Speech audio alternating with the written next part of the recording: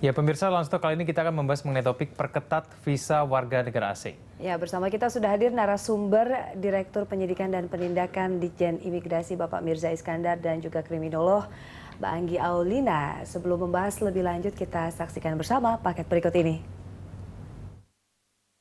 Kepolisian dan imigrasi menahan puluhan warga negara asing di Bandung dan Jakarta. Tidak hanya menyalahgunakan visa, para WNA itu juga melakukan aktivitas melanggar hukum di wilayah Indonesia. Bukan kali ini saja WNA ditangkap karena aktivitas ilegal seperti narkoba, pelacuran, dan kejahatan cyber. Kebijakan bebas visa masuk Indonesia bagi puluhan negara memang bagaikan pedang bermata dua. Di satu sisi, pemerintah memerlukan aliran investasi masuk Indonesia dan tuntutan perubahan hubungan internasional. Namun di sisi lain, pengawasan aktivitas ribuan WNA yang telah masuk tentu menjadi PR tersendiri bagi aparat penegak hukum. Tentu kita tidak ingin Indonesia sekadar menjadi pasar, bahkan masuk dalam lingkaran kejahatan internasional. Ya pemirsa, kita akan langsung membahas mengenai hal ini. Saya akan sapa dulu dengan narasumber kami yang sudah di studio. Pak Mirza, selamat siang. Selamat siang. Selamat siang, Mbak Anggi juga selamat siang. Selamat siang. Saya mungkin pertama ke Pak Mirza dulu. Pak Mirza dulu, beberapa bulan ini kita dihebohkan dengan berita warga negara asing yang melakukan pelanggaran hukum. Ya. Rata-rata itu berkaitan dengan izin tinggal, visa, dan juga narkoba, begitu ya. Nah, terakhir ini di Soekarno-Hatta. Saya ingin tahu dulu nih Pak Mirza, kalau menurut dari pengamatan Anda, sebetulnya pengetatan visa warga negara asing ini sebetulnya sudah dilakukan cukup baik atau tidak sih? Karena buktinya ini kok ada warga negara asing lain masuk ke kita harus melakukan pelanggaran gitu. Sekarang kan kayaknya mudah sekali gitu untuk masuk ke Indonesia dan membuat pelanggaran. Bagaimana Pak Mirza? Terima kasih. Ya, jadi sebenarnya bukan masalah perketatan visa. Artinya begini ya, kita mengharapkan orang asing yang masuk dan berada serta melakukan kegiatan Indonesia itu memenuhi azas manfaat, ya, mematuhi aturan perundang yang berlaku, serta tidak membahayakan bagi keamanan dan ketertiban masyarakat. Sepanjang itu terpenuhi azas manfaat, ya, kemudian azas kepatuhan terhadap peraturan perundang yang berlaku serta tidak membahayakan keamanan dan ketertiban, kita sangat welcome kepada orang asing ya. Karena pada kenyataannya tidak ada satupun negara di dunia yang bisa hidup sendiri. Ya, kita harus bekerjasama, kita harus saling bantu-membantu ya. Apalagi ke negara Indonesia juga negara yang sedang membangun, kita masih sangat banyak membutuhkan investasi asing untuk masuk Indonesia. Ya, Pak Mirza, ini dari kasus atau temuan yang sudah ditangkap, ini kira-kira kasusnya apa saja Pak? Begitu yang paling banyak penipuan ya? Ya, enggak, sebagian besar ya.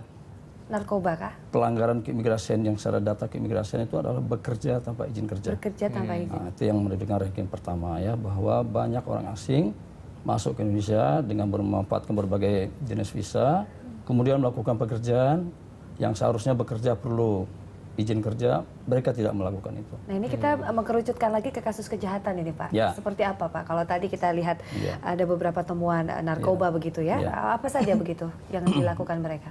Jadi secara keimigrasian ya, semua orang asing yang melakukan pelanggaran-pelanggaran keimigrasian dianggap pelanggaran tidak pidana keimigrasian ya.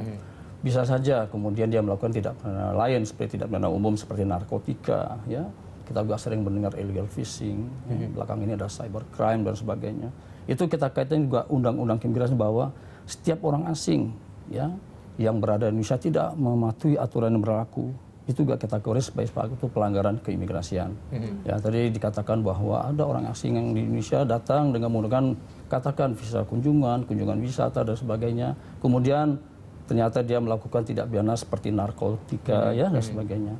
Ya itu sekarang juga cukup tinggi pelanggaran seperti itu yang juga menjadi concern imigrasi untuk kita melakukan peningkatan pengawasan keimigrasian terhadap mereka. Baik, Pak Mirza, tapi kalau sekarang diberlakukan 45 negara bebas visa, nah ini bukankah memperbesar kemungkinan untuk mereka datang dengan mudah begitu dan kemudian bisa berbuat pidana? Bukankah itu yang terjadi, Pak? Ya, saya katakan tadi bahwa ya kita kebijakan pemerintahnya pasti itu ada maksud tujuannya. Ya, berharap tadi sehingga semakin banyak orang asing yang masuk Indonesia akan memberikan manfaat yang sebesar-besarnya. Kebijakan 40 negara ya bebas visa masuk ke Indonesia, tujuan juga seperti itu. Ya, artinya bisa mendatangkan devisa buat negara dan sebesar-besarnya. Ya. Namun yang perlu kita antisipasi, yang perlu kita jaga, jangan sampai kebijakan pemerintah ini kemudian disalahgunakan ya, untuk tujuan-tujuan yang justru tidak memberikan manfaat bagi kita. Oke, baik. Saya ke Mbak Anggi. Mbak Anggi, kalau menurut Anda berbagai jenis kejahatan yang dilakukan oleh warga negara asing ini permasalahan terletak di mana?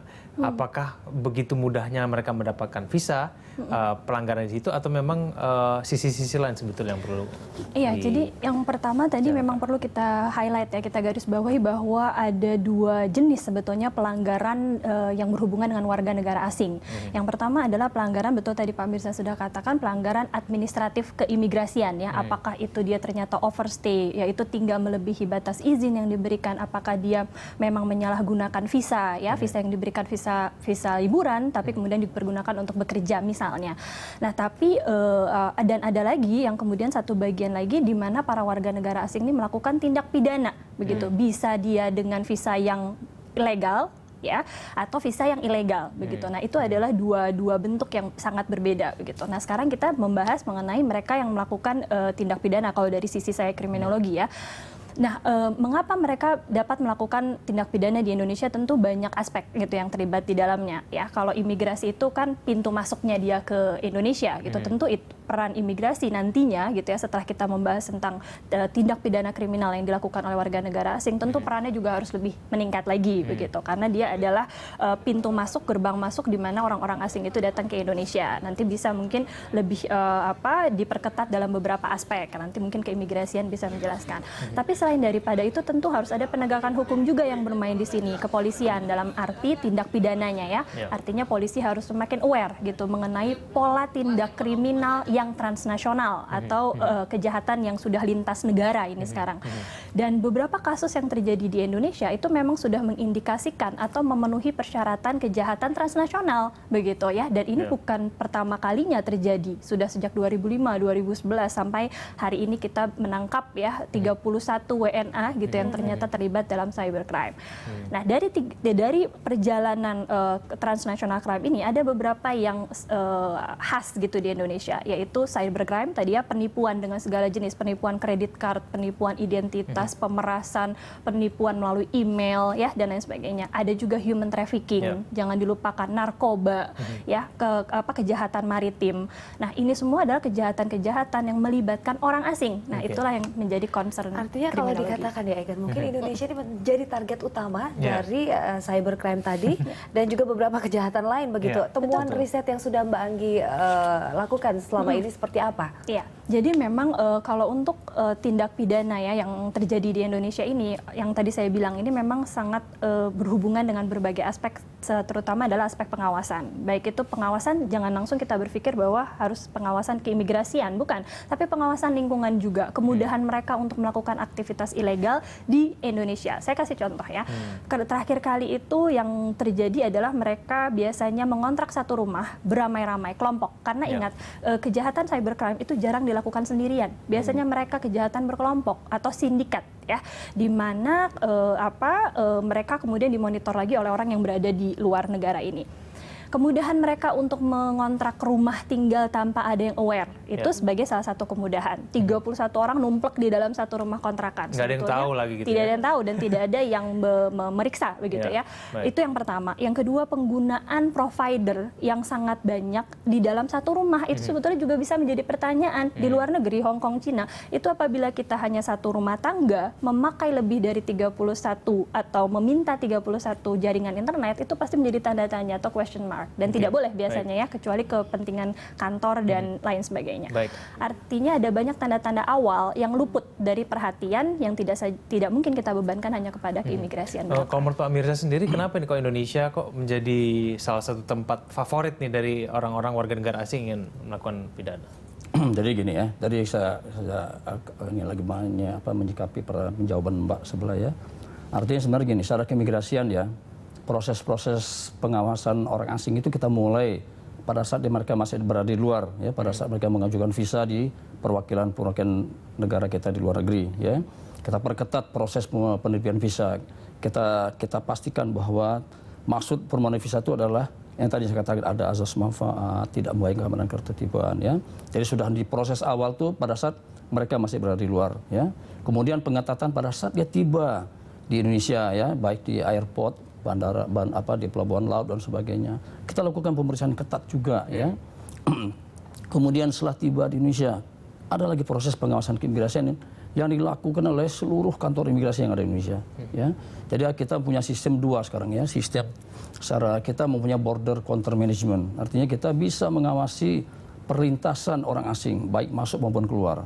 Jadi kalau nanti ada yang bertanya kapan orang asing tertentu si A masuk ke Indonesia, imigrasi dalam hitungan detik kami bisa menjawab, ya. Kapan dia tiba Indonesia dengan pesawat apa, melalui apa, di mana, di kota mana, kita tahu. Ya. Komplit begitu ya? Iya, kita data bisa rinci dengan menggunakan paspor apa dan sebagainya, ya, visa apa.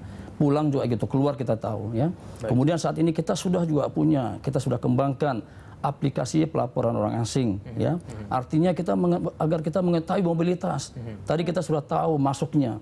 Tapi kan dia tinggal bisa sehari, 2 hari, 3 hari, sebulan, bahkan lebih. Nah, bagaimana kita ikutin mereka itu? Ya? Tidak bisa lagi kita menggunakan cara-cara lama. Misalnya kita wajibkan mereka datang ke kantor-kantor imigrasi atau kantor lain, melaporkan secara fisik. Itu tidak bisa lagi, di mana banyak negara tidak mengandung konsep gitu lagi. Tapi secara online ya, kita minta tempat-tempat penginapan yang tadi dikatakan bahwa ada tempat penginapan. Dia baikkah, apakah itu tempat-tempat formal seperti hotel ya, maupun tempat orang perorangan yang kedatangan orang asing, dia wajib melaporkan ke imigrasi secara online. Kita harus jeda dulu nih Pak, kita lanjutkan di segmen berikutnya. Kami akan kembali, tetaplah dalam Dialog Lunch Talk.